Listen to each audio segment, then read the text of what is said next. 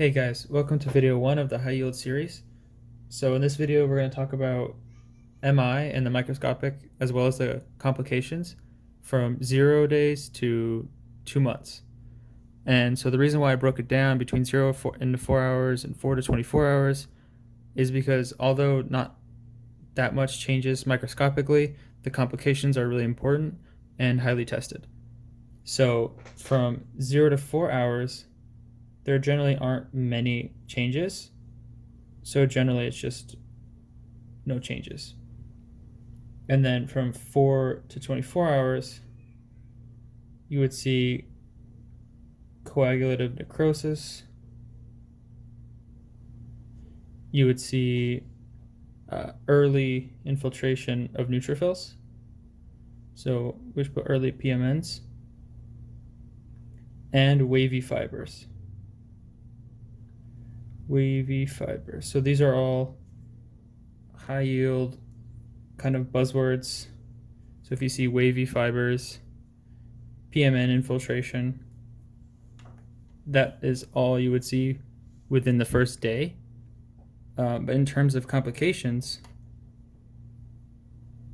even within the 0 to 24 hours, you can have heart failure, ventricular arrhythmia,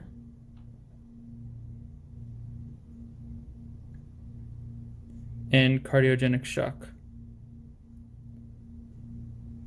So if a question says, patient came in with an MI and, what happened, what's the most likely thing or most likely complication to happen within a few hours of him getting to the hospital, it would be one of these.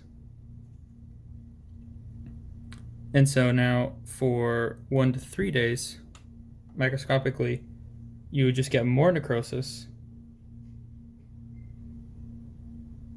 And this is where you'll have peak neutrophils.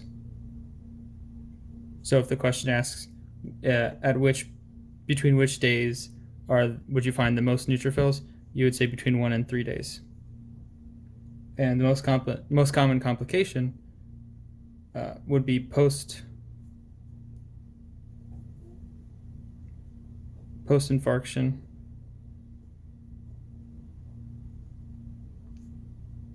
fibrinous pericarditis. Okay, and so for 3 to 7 days, that is where the macrophages come in. So you have macrophages, and that's what helps form the granulation tissue.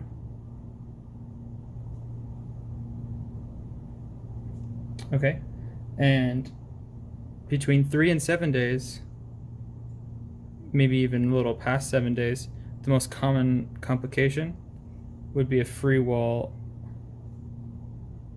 rupture, usually of the ventricle, leading to blood getting into the pericardial space and causing arrhythmias, shock, that kind of stuff. So between 2 and 3 weeks, you're going to have more granulation tissue.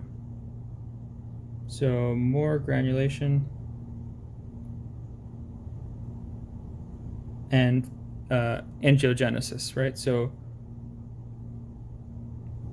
angiogenesis just means the formation of blood vessels.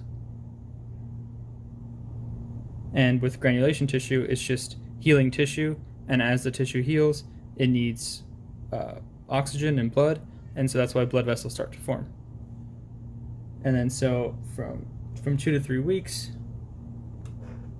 as you have more granulation tissue, you'll start to get collagen deposition.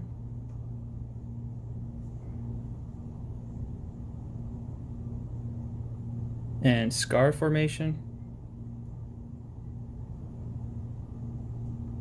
And then by greater to 2 months, the patient would have just a dense collagen scar. Okay, and so during that time where the scar is starting to form, it's replacing myocytes, so that means the heart can't function as well as it once did. And so patients are more prone to things like heart failure, right? Arrhythmia, anything that would cause the heart to not function as well. You would get arrhythmia, you get heart failure, you can get aneurysm formation and Dressler syndrome. So these are all common. And so there might be a few other things that happen in terms of changes. There are some other gross changes, but the microscopic ones are very high yield and the complications are very high yield.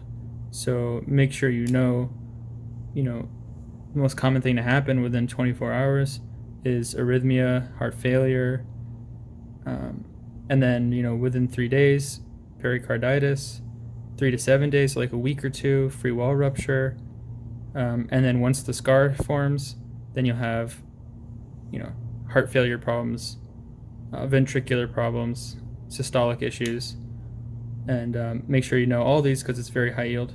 Thanks.